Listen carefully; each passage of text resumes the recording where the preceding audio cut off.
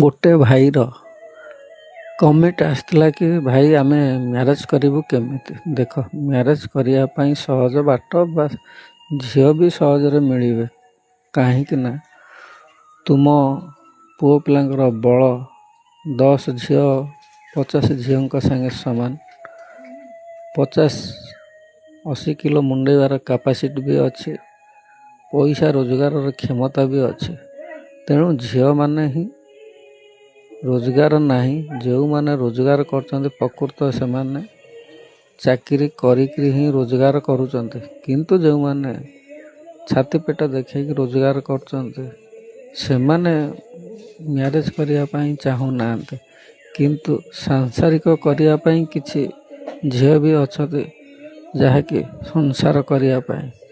तुम्हें जदि बापा माँ को पोषी पार गोटे निश्चिंत झील मिल तुम्हें ही पोषी